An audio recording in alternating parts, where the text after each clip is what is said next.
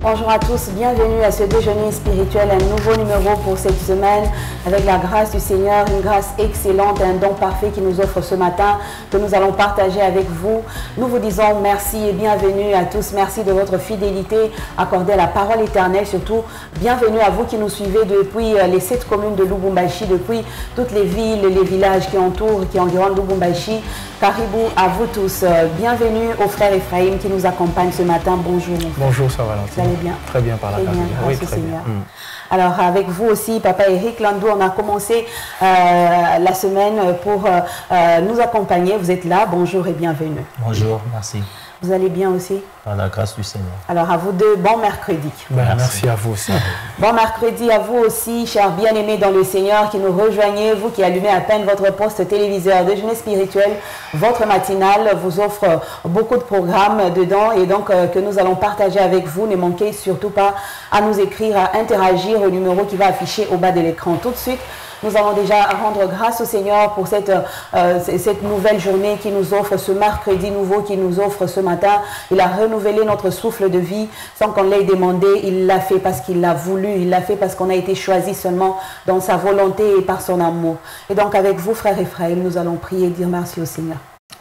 Nous te remercions, Seigneur, pour ce jour nouveau que tu as daigné nous accorder, à nous être faibles et faillibles, si petits, ô Dieu, et si répréhensibles, mais que tu aimes d'un amour résolu, ô Dieu, un amour infaillible, un amour déterminé et éternel. Nous voulons, ô Dieu, être la réponse à cet amour que tu nous as donné, être un oui éternel, ô Dieu, être une consécration totale à toi, Seigneur. Nous nous donnons à toi ce matin. Agrée-nous non pas à cause de notre excellence, mais à cause de Jésus-Christ, ton Fils, notre Sauveur et Seigneur. Et par les portes du sang de l'agneau, donne-nous, Seigneur, accès à ta sainte présence, à ta table, ô Dieu. Nous ici présents et ceux qui sont dans différents endroits de la ville de Lubumbashi et différents endroits du monde où ils sont en train de nous suivre maintenant.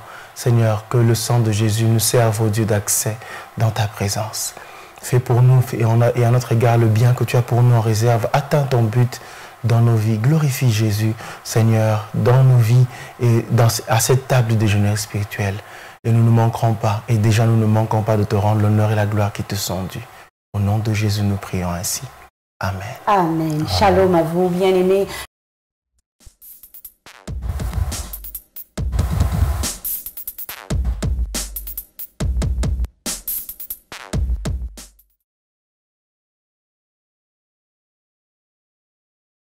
Une pensée qui est intéressante. Hein? Prier et laisser Dieu s'inquiéter. Oh. Prier et laisser Dieu s'inquiéter. Prier et laisser Dieu s'inquiéter. Comme s'il y avait quelque chose qui inquiétait Dieu. Inquiétait Dieu. En fait, bon, derrière ça, forcément, il y a quelque chose à comprendre. Forcément. Alors, la prière sans inquiétude et on laisse à Dieu se préoccuper de nos soucis, de nos problèmes. Papa Eric, qu'est-ce que le fond veut dire exactement? Je pense que Martin Luther King voulait juste dire, nous faisons notre part et nous laissons Dieu faire la sienne. Nous prions et l'exaucement, c'est Dieu qui fait. Même si ça traîne. Même si ça traîne, ça dit Dieu s'inquiète. Il est en train de voir comment réaliser la prière qui est montée vers lui. C'est en quelque sorte, nous faisons notre part, comme d'ailleurs nous savons, c'est à nous de prier, mais l'exaucement de la prière dépend de Dieu. Alors nous prions, c'est-à-dire nous faisons la part et nous laissons à Dieu sa part aussi. Il va s'inquiéter, il va savoir comment réunir les moyens pour que l'exaucement de la prière arrive. C'est-à-dire on nous demande juste d'être détendu parce que nous avons parlé à notre Père et nous savons que Dieu, il écoute la prière. Nous avons prié et nous attendons jusqu'à ce qu'il accomplisse, en fait, ou bien qu'il donne réponse à notre prière. Je pense que c'est ça. Oui. Est-ce que si on peut dire qu'on a parlé de la prière du juste seulement ou la prière de tout homme? Je peux être dans les péchés et puis demain je me dis, bon, j'ai besoin d'argent, je prie, je laisse Dieu faire. Non, il faudrait qu'on comprenne que Dieu n'exauce pas les pécheurs. Il faut que ce soit la prière du juste. Lorsque vous êtes en bonne communion avec Dieu, prier, encore cela, il faut dire que l'on sache que si votre prière a rencontré la volonté de Dieu, parce que c'est celle-là qui donne des résultats. Vous pouvez prier, peut-être vous avez prié mal, la réponse ne viendra pas. Comme Jacques l'a dit, vous priez, vous ne recevez pas parce que vous priez mal. Il y en a qui prient pour satisfaire leurs désirs, il y en a qui prient pour se faire valoir, il y en a qui prient pour que quand les résultats vont venir, qu'ils sentent, qu'ils fassent montrer aux autres que nous sommes forts, nous sommes costauds, nous sommes ceci. Mais lorsque nous faisons une prière selon la volonté de Dieu, et qu'est-ce que nous faisons? Nous attendons. Parce que la réponse viendra. C'est comme Habakkuk qui vous dit, il était à son poste, il attendait. C'est-à-dire, nous sommes à notre poste. Notre poste, c'est le poste de la prière. Nous prions, l'exaucement de la prière dépend de Dieu. Et quand Dieu vient, il a fixé les temps, il a fixé les circonstances et il va réagir. Il va agir à cette prière-là. Voilà, on peut dire toute chose concourt au bien de ceux qui aiment Dieu. Hein. C'est-à-dire, comme on l'a dit, les bonnes choses, tout comme les mauvaises, ça concourt au bien de ceux qui aiment Dieu. Nous, notre part, c'est de prier. Mais l'exaucement vient de Dieu. Alors, il faut attendre. Dieu est en train de s'inquiéter. Ça dit, Dieu cherche les moyens. Si on peut... On peut prendre une illustration de la Bible qui descend dans mon esprit là. Je vois le petit David, il est un roi, n'est-ce pas? Il n'a pas prié, bien sûr, il est un roi. Et Dieu a commencé à chercher comment faire accéder ces jeunes hommes à la royauté. Ça veut dire Dieu est en train de s'inquiéter. Comment je vais faire pour que ce que je viens de faire s'accomplisse? Alors il va prendre David dans la maison du roi pendant que le roi est habité par un mauvais esprit. C'est David qui joue à la musique et le roi est détendu. Il y a beaucoup de choses comme ça. Dieu est en train de faire pour amener le petit à la royauté. On peut aussi parler de Joseph. Tout ce qui est arrivé là, ça dit Dieu, il est derrière les choses. Il est en train d'orchestrer les choses, il arrange les choses pour qu'au moment fixe, le temps fixé par lui-même, que les choses arrivent. Même avec la venue du Christ, c'était déjà annoncé bien des siècles avant. Mais Dieu a commencé à travailler. Je me suis toujours dit que si ça ne dépendait que de Joseph, il aurait dit à Marie, attends d'abord, c'était dit de César, là on attend, quand tu vas accoucher, et puis on va partir. Mais comme c'était une obligation, tout le monde devait se rendre dans son village, et il ne voulait pas avoir non plus le problème avec le roi. Voilà pourquoi ils ont dit, allons-y. En partant, ils ne savaient pas qu'ils étaient en train d'accomplir la volonté de Dieu. Dieu s'inquiète. Il est en train de voir comment faire pour que choses pareilles arrivent. C'est ça, nous prions et nous attendons l'exaucement qui vient de Dieu. Alors, frère Ephraim, s'il faut prendre ce que Jacques dit, vous priez, vous ne recevez pas parce que vous priez mal. Est-ce que ce n'est pas ça qui est même la raison de l'inquiétude de l'homme?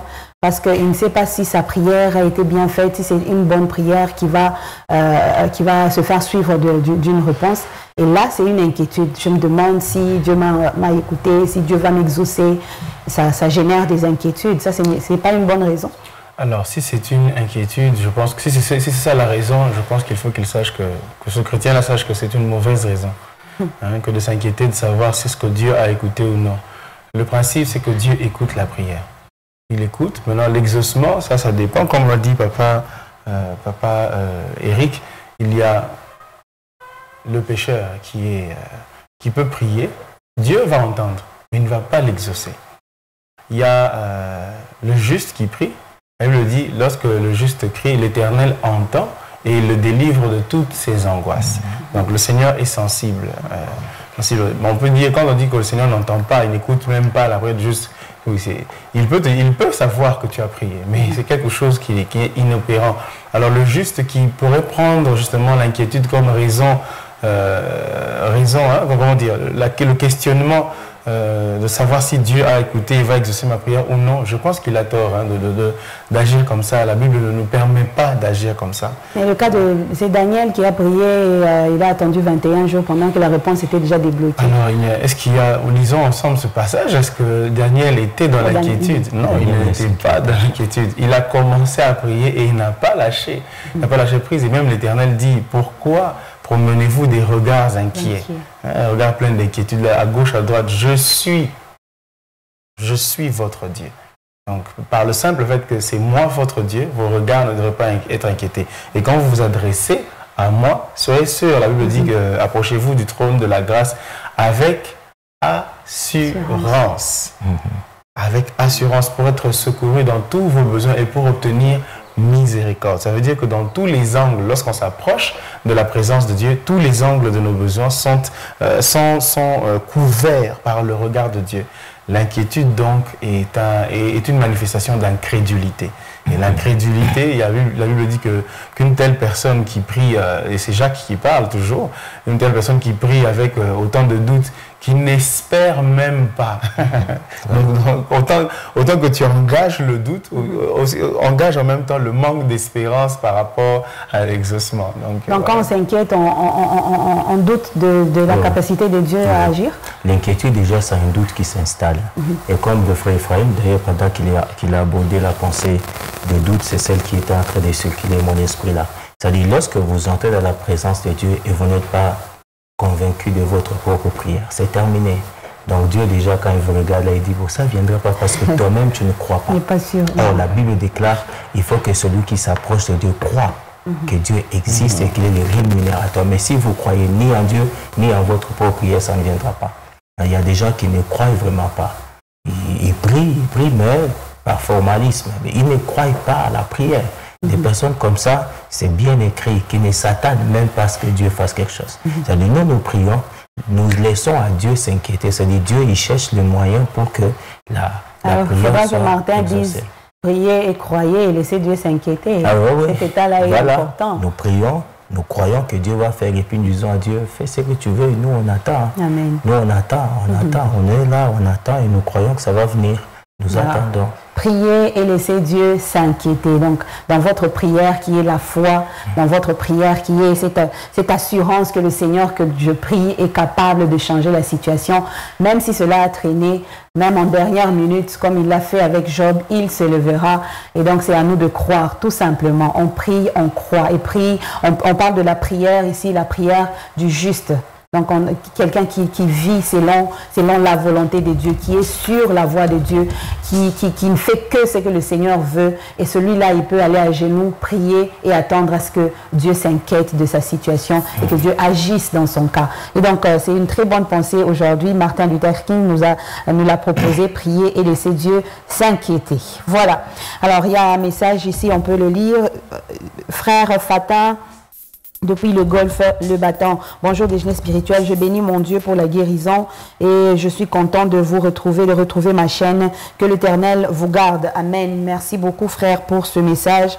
Que l'Éternel vous garde aussi en bonne santé, frère Fatin, parce que déjà beaucoup de jours, on vous a pas lu.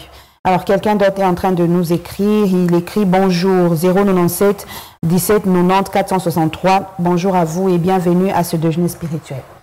On poursuit avec le mot ou l'expression du jour. On va découvrir si c'est un mot ou une expression qu'on va ajouter à notre vocabulaire comme on le fait tous les jours. Tout de suite, expression ou mot. Alors, on peut le prendre. C'est un mot qu'il faut qu'on voie comment ça s'affiche, hein, parce que je vous promets que c'est un mot compliqué ou une expression compliquée. Je n'aimerais pas être la personne qui va le lire la première, mais je crois que ça va afficher tout à l'heure. C'est librocubiculariste. Je le disais que c'était compliqué. Oh, il fallait le lire calmement comme ça, sinon vous allez tomber. Alors on parle d'une librocubiculariste, cher professeur. Heureusement que vous êtes, c'est une combinaison des francophones ici. Alors, on va voir. Voilà. Voilà le mot qui affiche. Une librocubiculariste, qui veut dire une personne qui lit au lit. Et une bonne expression, je vois, c'est du latin, c'est la racine, elle est latine. On peut couper ce mot en trois. Vous avez libro, vous avez cubilum, vous avez libro, vous avez cubilum, et puis vous avez ist. Ça veut dire, nous pouvons couper ça en trois comme ça. Nous entrons, d'ailleurs le mot, s'il faut partir de l'origine, nous sommes là au 20e siècle, hein, au début bien sûr, avec Christopher Morler, c'est lui qui a inventé ce mot dans son ouvrage intitulé The Haunted Bookshop. Alors, nous, comme je l'ai dit, on prend libro, ça veut dire, prenons la racine en latin, libro, nous avons liber, et puis, non, pas libre. Liber, libri. Libre, ça veut dire, le latin c'est une langue romana, ça dit ce sont les voyelles terminales qui déterminent que le mot est masculin ou féminin ou encore pluriel. Quand je vois libère, ça veut dire un livre. Quand je vois libri, ça veut dire les livres. Okay. Voilà, donc nous avons cette racine-là, libère ou bien libri, qui veut dire livre, ou bien les livres, que nous avons le mot kubilum. Kubilum, qui veut dire juste chambre, n'est-ce pas? Kubilum, qui veut dire chambre. Ça veut dire, comme je vais dire, lorsque nous prenons libro, pour dire livre au début, c'était bien sûr, nous voyons la racine, nous voyons l'écorce de l'arbre, n'est-ce pas, qui a évolué pour donner les papyrus, n'est-ce pas, sur le papyrus, on écrivait les choses. Et après, ça s'est transformé en livre. Ça, c'est ça la première partie qui veut dire libro, n'est-ce pas, pour dire libro, ça veut dire livre, qui évolue avec libère et qui fait libri pour faire les pluriels. Et puis nous avons kubilum. Kubilum, ça veut dire chambre à coucher, qui vient du verbe kubare. Kubare qui veut dire s'allonger. Ça c'est du latin, kubare. Ça dit s'allonger. La chambre à coucher elle-même, kubilum. Alors lorsqu'on dit un libro-cubillariste, nous avons le suffixe iste qui veut dire une personne spécialiste en quelque chose, journaliste, spécialiste et en journalisme. Alors ici nous avons libro-cubillariste, ça veut dire une personne spécialiste qui lit à lire dans les lits. Dans la chambre à coucher, bien sûr, dans la chambre à coucher, on s'allonge dans les lits. Voilà l'expression un libro-cubiculariste. En tout cas, il fallait que ça soit Papa Eric. Très bien dit, et je crois très bien compris. Papa Ephraim, libro, vous l'êtes? Pas autant que je le voudrais. Oh, vous le voulez? Oui, quand même. Hein. Mais ce n'est pas de la paresse? Non, pas du tout. Il y en a qui, vous savez, en matière de lecture, ça dépend. Il faut se mettre dans une position où vous vous sentez très à l'aise pour lire. Il y en a qui lisent à haute voix, comme moi par exemple, et quand je dois vraiment revoir mes notes, c'est à haute voix. Il y en a qui lisent calmement, tranquillement. Voilà. Il y en a aussi, pas au lit, parce il y en a, ils mettent les écouteurs, ils suivent la musique et ils lisent. Ça dépend. Ça veut dire qu'il faut se mettre dans une position où vous sentez être confortable et puis vous lisez. Mais notre expression aujourd'hui, c'est un libro-cubiculariste. Ça veut dire celui qui prend plaisir à lire dans son lit. Allongé. Allongé. Alors, vous le faites aussi? Non. Oui, oui. Non, je ne vais pas dire que je le faisais. Je ne dis pas autant que je le voudrais. Parce que très souvent, quand on est sur le lit, en tout cas, il faut s'asseoir sur une chaise. Sinon, c'est parti. Alors, c'est quand même un mot que vous découvrez pour la première fois ou que vous connaissiez déjà? Non, je découvre pour la première fois. Ça fait... non. En tout cas, vraiment, à moins que je l'ai découvert plus tôt, je ne sais plus.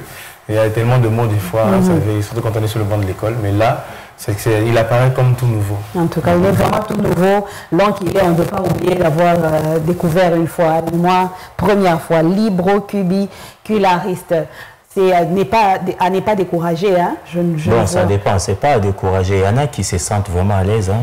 Ou pour ceux qui dorment, qui s'endorment comme frère et frère, on décourage. Si vous sentez qu'en lisant, si vous êtes allongé, vous allez dormir, il ne faut pas essayer. Il faut vraiment nous décourager. Il ne faut pas essayer. Alors, c'est l'expression du jour, ou le mot du jour, hein? C'est un mot. Libro-cubiculariste, j'aimerais bien le retenir pour formuler une phrase tout à l'heure en sortant. C'est une personne qui lit allongé sur son lit dans sa chambre et c'est celui-là qu'on appelle libro-cubiculariste. Franchement, je ne vais pas à tout moment le répéter. Alors, on va y aller. Vous pouvez toujours essayer de formuler une phrase, comme on le dit toujours, essayer avec des personnes qui vous sont les plus proches, celles qui peuvent accepter que vous vous trompiez un peu dans votre phrase. Et avec le temps, vous allez retenir et enrichir votre vocabulaire. Merci à la sœur Aurélie Moadi qui nous suit depuis quelque part ici à Lubumbashi. La sœur Gina Moad qui nous suit aussi sûrement depuis Kipushi. À elle, nous disons merci pour votre fidélité. Le pain du jour, on va prendre ce morceau, troisième morceau de pain. On va découvrir avec vous et partager une tranche de message du dimanche dernier à l'église La Parole Éternelle ici au centre à Lubumbashi. Et donc c'est un message de pasteur, le pasteur Gauthier de Likassi, de la bande Likassi, qui nous a prêché le dimanche dernier et qui a commencé à développer notre association, notre collaboration avec Dieu. Un DG associé de Dieu, c'est le thème développé. Alors tout de suite, nous allons le prendre dans ce morceau de pain et nous vous disons bon appétit, partageons.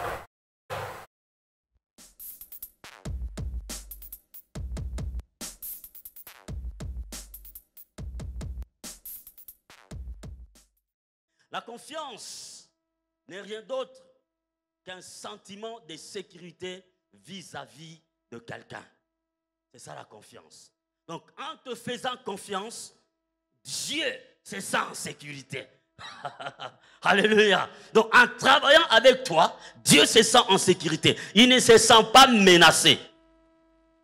Il ne se sent pas menacé comme avec le diable. Il dit, hé, petit, tu fais quoi ici? C'est que tu veux aller, descends là-bas.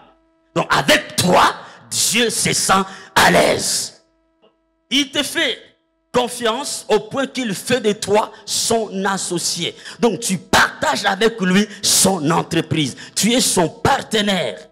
Il fait de toi dispensateur ou administrateur de ses grâces. Ce sont ses grâces à lui. Mais il fait de toi administrateur. Ce sont ses grâces à lui. Mais il fait de toi dispensateur. Donc, il est lui-même le seul propriétaire de toutes les grâces. Ce sont ses grâces à lui. Nous lisons ça dans Jacques. Jacques chapitre 1er, le verset 17, où Jacques est en train de dire, c'est un verset, je crois que nous connaissons très bien, toute grâce excellente et tout don parfait descendent d'en haut.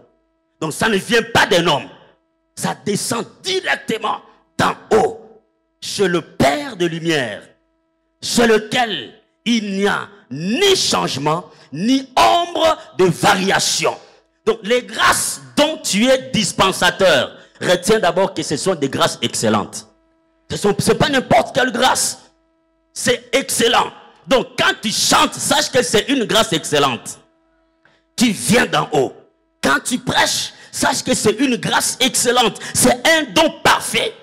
Même si ta voix n'est pas parfaite, mais le don, lui, il est parfait. Oh my God.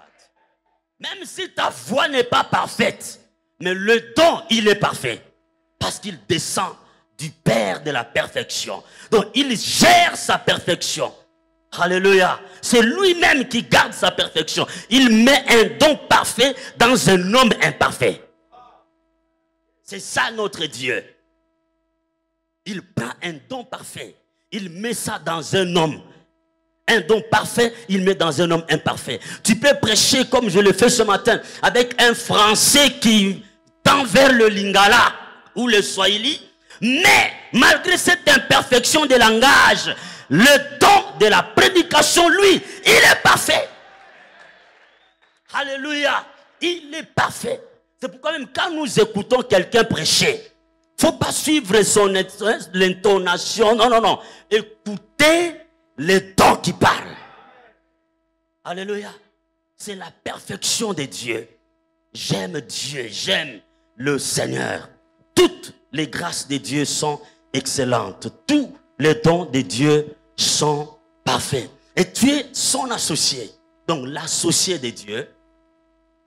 Lorsque Dieu voit quelqu'un qui est dans des problèmes et qu'il veut le délivrer, il cherche son associé. Et il lui communique le don parfait de la délivrance. Paf! La personne est délivrée. Quelqu'un est malade. Dieu cherche un associé. Il lui communique le don parfait de la guérison. Paf! La personne est guérie. Pas plus tard qu'hier, j'étais là où je suis en train de prier. Une maman est venue. Donc la maman qui m'a logé a appelé sa petite soeur qui avait un sérieux problème. Et c'était prévu que cette semaine qui commence, on puisse l'opérer parce qu'il avait des masses, je ne sais pas quel genre de masses selon les médecins, qui nous font toujours peur eux aussi. Permettez-moi les frères médecins, vous qui êtes là, avec vos mots, ils ont dit qu'il y avait une masse là. Alors, c'était compliqué. J'ai vu qu'elle était presque pâle parce qu'elle ne faisait que saigner, saigner, saigner. Alors, elle est entrée là où j'étais.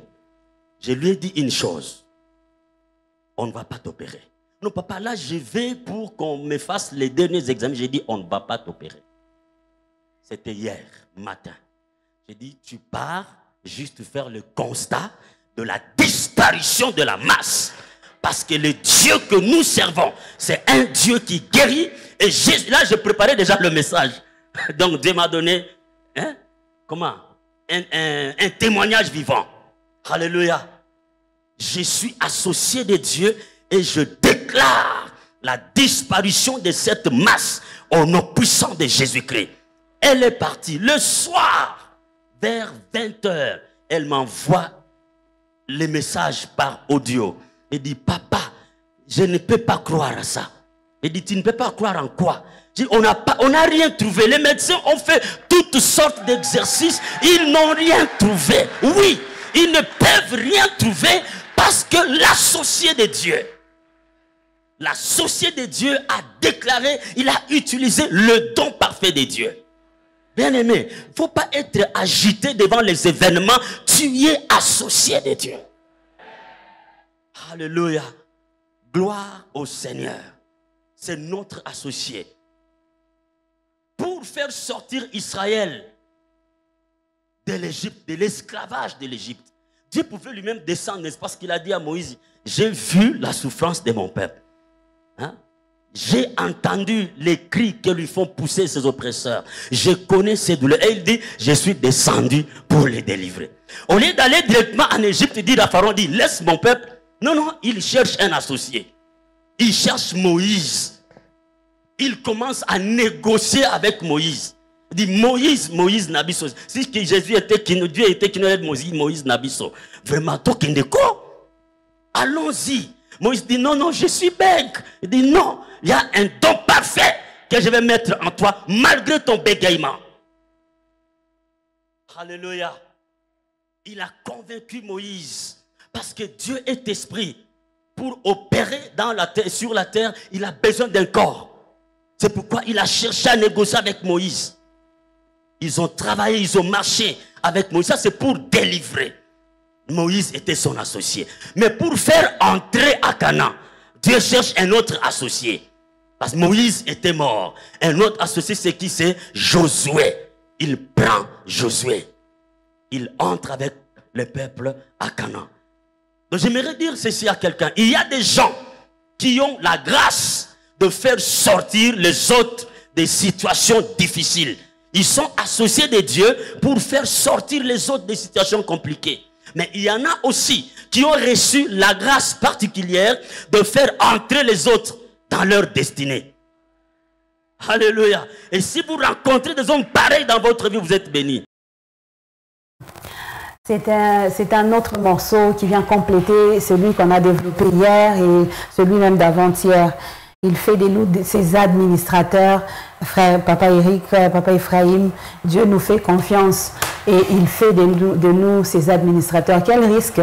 Parce qu'on peut les trahir à tout moment. Nous ne sommes pas des personnes dignes déjà pour commencer. Comme le pasteur Gauthier l'a dit, il a mis un don parfait dans une personne imparfaite. Donc c'est un risque que le Seigneur a pris de faire de nous ses administrateurs de tout ce qu'il crée et de tout ce qu'il possède. C'est ça ce que j'aime la parole. Quand je lis l'apôtre Paul, il nous désigne comme des vases de terre. Mais dans des vases de terre, Dieu a placé ce qu'il y a de précieux. Oui. C'est-à-dire, nous pouvons dire que c'est un risque, mais le Seigneur sait pourquoi il fait. Il sait que nous sommes vases de terre, il sait que nous sommes faibles, il sait que nous sommes fragiles, mais il place quelque chose de fort en nous. Pourquoi? Pour qu'en fin de compte, que la gloire lui revienne. C'est-à-dire, nous allons juste comprendre que nous avons été associés avec Dieu, non pas par nos propres efforts, non pas par notre dévouement, mais parce que la faveur de Dieu nous a localisés. Regardez cet homme de Moïse. Il a déjà montré sa faiblesse, il ne parlait pas assez bien, n'est-ce pas? Mais Dieu lui dit, c'est dans ça que je vais me glorifier. Alors quand quelqu'un comme Moïse il fait des exploits, il ne peut pas s'enorgueillir parce que ça vient du Seigneur. C'est comme le pasteur a dit une fois, quand il parlait des dispensateurs inutiles, ça veut dire les serviteurs inutiles. Oui. Quelqu'un comme Gédéon ne peut pas s'enorgueillir parce que lui-même déjà dès le départ, il se rend compte que ça n'est pas mal, ça n'est rien. Mais une personne comme ça, Dieu dépose en elle des capacités surnaturelles. Au finish, Dieu, il veut tirer sa gloire. Voilà pourquoi il n'investit pas dans des vases d'or, mais il investit dans des vases de terre. Pour qu'à la fin de toute l'activité, qu'on se rende compte que la gloire doit revenir à Dieu. Mais sinon, c'est vraiment un privilège être partenaire avec Dieu. N'est-ce pas? Quand Dieu vous choisit d'être son partenaire, c'est vraiment un privilège. Et alors, la bonne nouvelle, c'est qu'il ne va pas vous laisser seul. Il va vous équiper. pour que vous fassiez convenablement la mission, d'où la présence du Saint-Esprit pour nous aider à faire le travail. Alors quand on est associé avec Dieu, nous avons besoin du Saint-Esprit encore. En plus de cela, nous devons être obéissants à l'Esprit qui est en train de nous parler pour que nous fassions les choses selon le modèle. En tout cas, le pasteur Gauthier l'a dit, nous sommes des personnes que Dieu a prises, on en a parlé hier, dans cette association. Mais aujourd'hui, si on voit dans le monde de tous les jours ici, pour faire une association, Papa Ephraim, il faut que tu donnes, je donne, on se met ensemble, c'est un partenariat donnant-donnant. Mais qu'est-ce que le Seigneur a eu de nous pour nous prendre dans cette association? Il a pris Moïse comme ça. Moïse n'a rien donné il n'a rien donné, mais le Seigneur l'a pris pour l'associer à lui, pour travailler dans cette sortie des enfants d'Israël en Égypte. Et donc c'est une association au profit de l'homme. Je crois que c'est plus au profit de l'homme parce que l'homme ne donne rien, mais Dieu donne tout. Et on est associés. Oui, nous sommes bien heureux d'être associés à une si grande œuvre, d'avoir été élus par le Seigneur pour travailler dans une œuvre d'une excellence qui n'a pas son pareil. Cependant, même dans le monde, il y a aussi différents types d'associations. Il n'y a pas que les associations donnant-donnant. Il y a ce qu'on appelle des contrats d'adhésion. Ça veut dire que celui qui initie l'alliance a déjà initié les clauses du contrat. Il a tout préparé et vous venez vous adhérer. Et très souvent, j'ai envie de dire que le Seigneur fait pareil. Cependant, comme vous dites, on a quand même quelque chose à donner. Il a parlé à Moïse en lui disant, qu'as-tu dans ta main? Ton bâton. Et ce bâton a fait un travail... Dans quelque chose d'inutile, quelque chose... C'est ça la spécialité de Dieu. Même si la chose avait une très grande valeur comme une couronne en or, ça viendrait quand même de Dieu.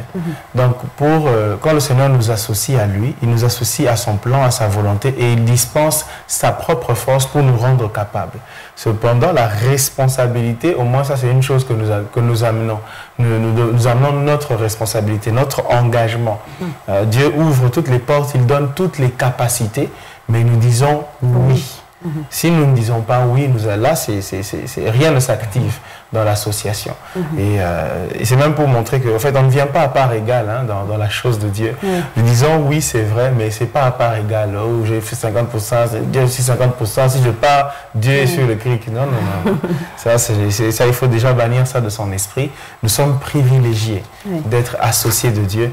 Mais j'aime aussi comment le pasteur est en train de souligner le fait que l'association que nous avons avec Dieu nous met à une position de confiance. Non seulement Dieu est confiant et je peux entendre la femme en train de dire à David, je crois que c'était son nom va revenir, Abigail, qui est en train de dire, tu soutiens les combats de l'Éternel. Qui parmi les êtres humains peut aller soutenir les combats de l'Éternel?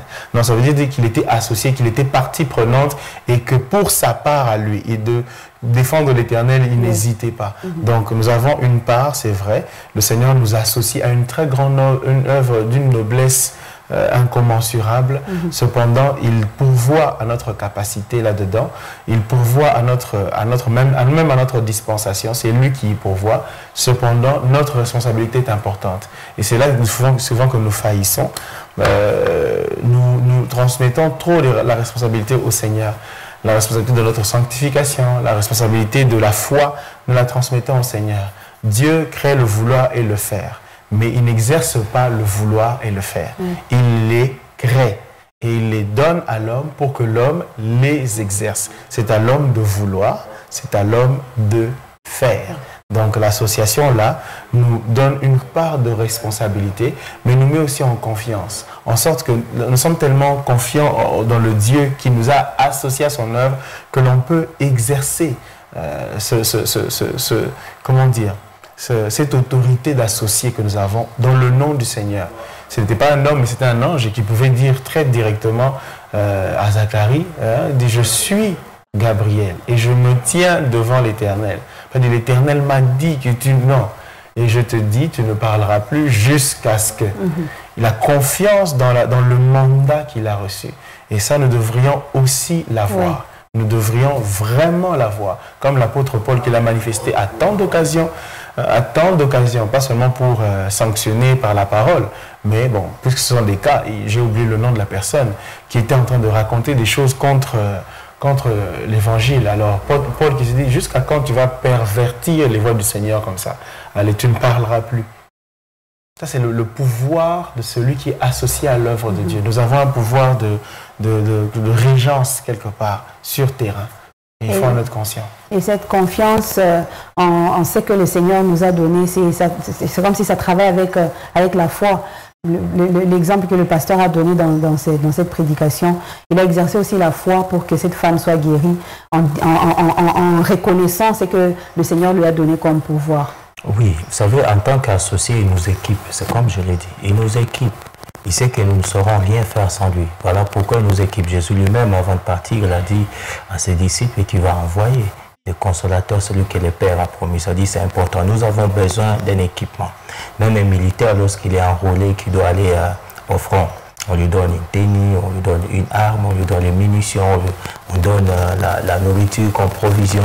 C'est ça l'équipement. Ça dit, en tant qu'associés, nous ne travaillons pas étant totalement dépouillés, mais nous sommes équipés. Il y a le Saint-Esprit qui vient avec tout l'équipement possible. L'apôtre Paul, d'ailleurs, aux Éphésiens, dit que l'on soit tous, que l'on soit revêtus de toutes les armes. Pas de quelques armes, mais de toutes les armes. Ça dit, c'est un équipement. Et ça vient lorsque nous sommes associés avec le Seigneur. Il y a la part de Dieu, c'est qu'il vient le faire, mais la deuxième part, c'est comme le frère Ephraim l'a dit, nous devons accepter, nous devons prendre notre responsabilité et nous y engager pour que la chose puisse arriver. Au cas contraire, ça ne viendra pas. C'est la même chose avec les saluts. Il est dit que je me tiens à la porte et je frappe. Hein. C'est-à-dire, si vous n'ouvrez pas, il ne va pas entrer. Mais quand vous ouvrez, il entre. C'est la même chose, c'est-à-dire, nous apportons notre responsabilité. Dieu, il est tout puissant. Il peut descendre, il peut faire des choses, mais il veut travailler avec l'homme. Et comme nous l'avons dit hier, il travaille avec l'homme. Il n'est pas comme les DG, les directeurs généraux que nous connaissons dans ce monde, qui donnent des instructions et puis qui attendent des résultats.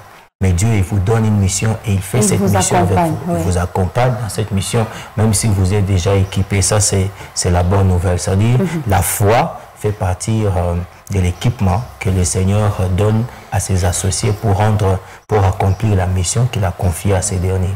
Il nous arme de tout ce qu'il faut pour que nous avancions sur son chemin et que nous travaillons très bien comme associés à lui. Et donc, merci à tous ceux qui nous suivent. Quelqu'un vient de nous écrire, 2 personnes d'ailleurs. Je prends la première question. Je ne sais pas si on va y répondre tout de suite ou ça sera la question de vendredi.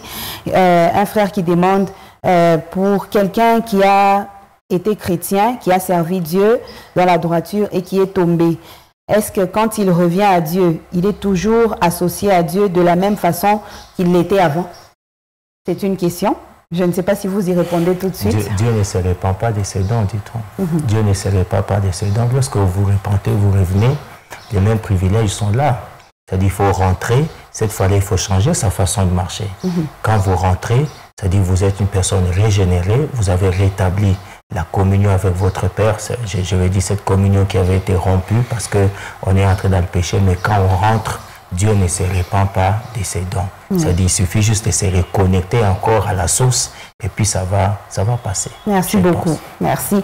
Je crois que ça a été clair. Donc quelqu'un qui tombe et qui... L'important c'est de se relever et de revenir vite à Christ, reconnaître et arrêter tout ce dans quoi vous étiez emballé lors de votre chute, revenir à Dieu avec son cœur pour que le Seigneur vous utilise. Donc il y a de l'espoir même pour ceux qui tombent. On peut prendre un exemple presque terre à terre. Je prends mon téléphone. Lorsqu'il est low bat, il ne fonctionne pas. Mais quand je prends les chargeurs, je branche. C'est terminé. Il suffit juste un peu d'énergie et puis toutes les fonctionnalités qui étaient en mode veille, reviennent. C'est la même chose. Lorsqu'on est reconnecté, les choses renaissent. Parce que ce sont les dons. Dieu ne s'en répand pas. C'est comme ça, il faut juste revenir, se reconnecter encore au trône de la grâce et puis ça commence à se dans cette logique, il y a des gens même qui se disent qu'ils sont, par exemple, fatigués qui mettent une pause. J'ai tellement servi Dieu à Tomika Kassana dans les années 90, mais aujourd'hui, bon, on a vieilli où on met une pause dans les choses de Dieu. Est-ce que ces personnes-là peuvent se dire que j'ai toujours les dons, j'ai tout ce que le Seigneur a mis en moi, autant opportun quand je voudrais, quand j'aurai le temps, je le servirai, frères et frères. Justement, je pense que le temps opportun, là, c'est maintenant, hein, parce que le Seigneur comment dire, nous sommes sous mandat. Et l'interruption du mandat n'est pas dans notre compétence. Ce n'est pas à nous de l'interrompre. Ce n'est pas à nous de modifier le mandat. Le mandat nous est octroyé pour un but et à une durée. Le mandat, même par définition, c'est un pouvoir dans un temps, sur un espace donné, pour un but donné. Quand vous enlevez l'un des éléments, vous modifiez le mandat et vous n'êtes plus dans le mandat, vous êtes sanctionnable ad nutum, à n'importe quel moment. Celui qui vous a donné le mandat peut demander des comptes parce que vous êtes déjà en train d'altérer le mandat qui vous a été octroyé. Dans le même exemple avec le téléphone que papa Eric vient de donner, c'est quand le téléphone, vous voyez, se décharge tout seul, là c'est différent, on le met à la charge. Mais quand vous décidez de faire du téléphone un instrument de cuisine à ce moment-là, et en disant que vous allez le récupérer plus tard, vous n'avez pas trouvé, je sais pas moi, la louche qu'il fallait pour retourner l'omelette, vous dites, bon, le téléphone est plat, ça peut faire le pas, vous courez un très grand risque. Donc il ne faut pas faire de pause en disant, déjà là c'est de l'infidélité. Oui. C'est de l'infidélité, et l'une des choses dans la dispensation des grâces et dans l'état de dispensateur associé, c'est la fidélité. Dès qu'on commence à être infidèle, on est en train de changer même sa nature de dispensateur. Et là, ce qui peut arriver à n'importe quel moment. Et on n'a pas forcément le temps de se repentir. Donc, il faut faire très attention avec ça. Il ne faut jamais se dire qu'on peut prendre une pause avec le Seigneur. On ne prend pas de pause. Avec le Seigneur, la pause, c'est dans l'éternité. Amen. Et c'est une association dont on est bénéficiaire. On n'a qu'à travailler sans relâche, parce que c'est une faveur, c'est une grâce que nous recevons de lui. Alors le numéro qui affiche, c'est pour les SMS et pour les messages WhatsApp. Arrêtez de nous appeler parce qu'on ne sait pas répondre.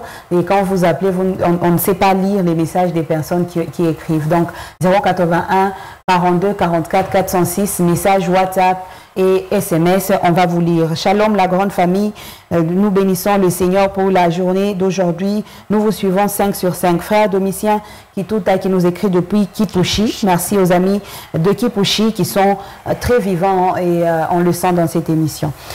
Alors, on continue avec cette tranche. Je crois qu'on va s'arrêter pour ne pas épuiser tout ce qu'il y a à dire sur cela, mais on retient quand même qu'on est, associé avec le Seigneur, et lui, pour travailler avec nous, il nous donne tout ce qu'il faut, toutes les armes qu'il faut pour que nous soyons efficaces dans cette association et que nous travaillons selon que lui le veut. On nous a donné la référence de Jacques chapitre 1, le verset 17. Toute grâce excellente et tout don parfait nous viennent d'en haut du Père de lumière, chez qui il n'y a ni changement ni ombre de variation. Vous pouvez partager avec nous. Alors, le Seigneur a mis des dons parfaits dans des personnes imparfaites que nous sommes pour travailler dans cette association avec lui. Il nous fait confiance. Il nous prend comme administrateur. Imaginez un administrateur dans une grande entreprise qui est ce monde.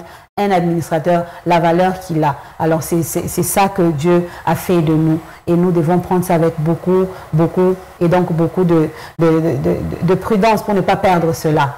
Si seulement on perdait cela, je ne sais pas comment on pourra se rattraper. Hein. Même si on nous dit aujourd'hui qu'on peut tomber, se relever, vite fait, on revient au Seigneur, on retrouve nos dons. Mais ce qu'il faut faire, c'est de ne pas perdre ce que le Seigneur nous a donné, n'est-ce pas? C'est la Bible qui dit que celui qui est debout, c'est l'apôtre qui parle, hein, qu'il prenne garde de ne pas tomber. C'est toujours important de se maintenir, de demander les secours là de Dieu. Garde-moi dans la foi. Donne-moi rester encore debout. C'est très important. Ce sont des prières à faire régulièrement et chaque jour. Hein. Souvent, la plupart des chrétiens, ils sont dans autre chose. Hein. Rares sont ceux qui prient pour leur maintien dans la marche chrétienne. Hein. Tous ils veulent avoir ceci, cela, patati, patata. Et pourtant, il y a des choses qui sont importantes que le matériel derrière lequel nous courons. C'est-à-dire garder la foi jusqu'à ce que le Maître vienne, par exemple. Ce sont des prières à faire chaque jour. Que Dieu nous garde dans la foi. C'est important. Alors on est associé à celui qui nous donne la force de tenir dans cette association. Lui-même nous soutient, il nous prend comme associés, il nous donne la force, il nous soutient même quand on se sent faible. Lui-même nous soutient pour que cette association tienne jusqu'à ce qu'il revienne. Alors c'est, comme je le disais, nous qui sommes bénéficiaires dans cette union, dans cette association avec Dieu. Alors on va prendre le chant nouveau, souffler un peu, mais pour découvrir un chant pour notre cœur, un chant que le Seigneur nous donne ce matin, un autre message que le Seigneur adresse à notre vie, à notre cœur ce matin, dans ce chant de frère Cèdre Katambaye et les Archanges, son groupe. C'est Hosanna que nous découvrons avec vous et que nous partageons tout de suite.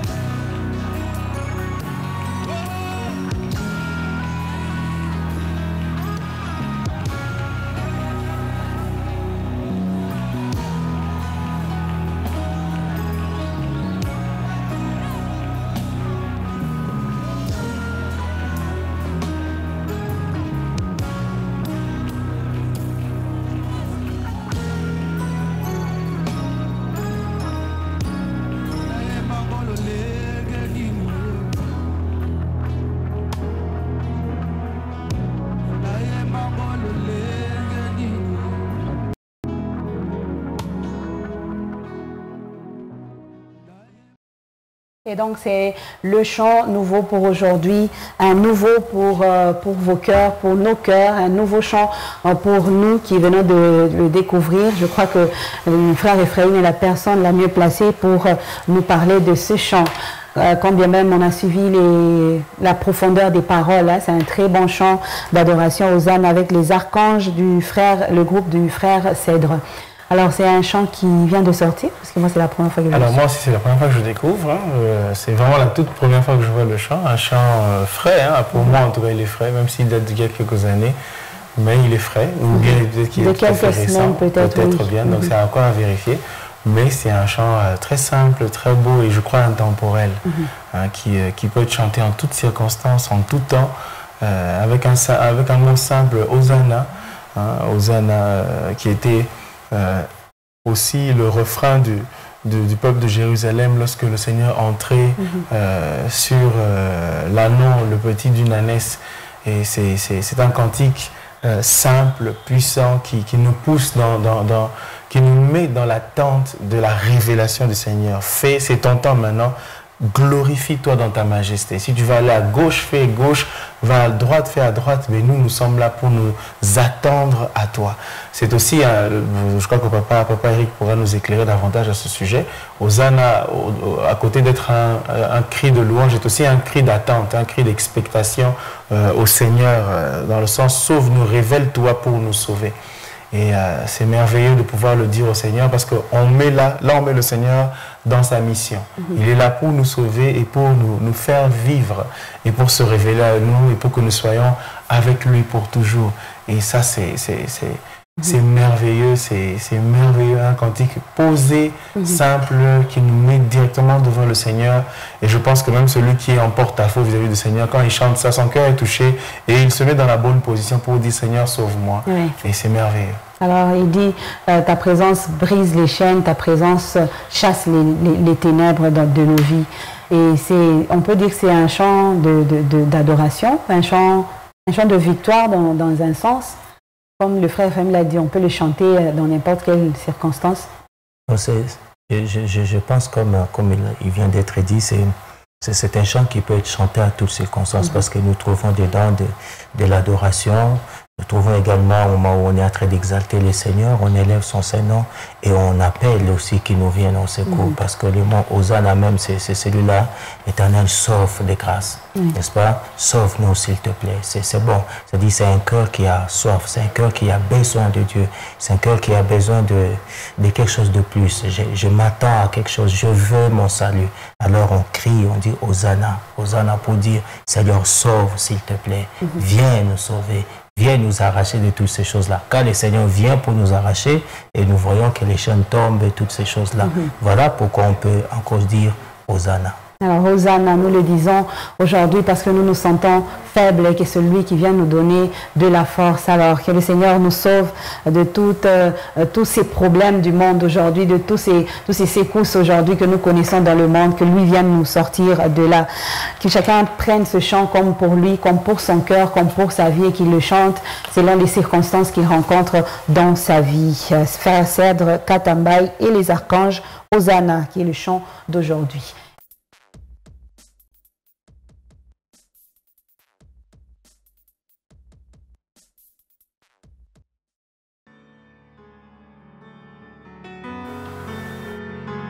Alors, le voici, il s'affiche à nos yeux, 1 Corinthiens chapitre 3, verset 11. Nous allons le découvrir. Car personne ne peut poser un autre fondement que celui qui a été posé, savoir Jésus-Christ. Amen. Amen. Amen. Vous pouvez relire. Amen. Car personne ne peut poser un autre fondement que celui qui a été posé, savoir Jésus-Christ. C'est le fondement de nos vies. Amen. 1 Corinthiens chapitre 3, le verset 11, le Seigneur Jésus-Christ est notre fondement, notre base, notre socle sur lequel nous nous appuyons, notre force même, c'est en lui.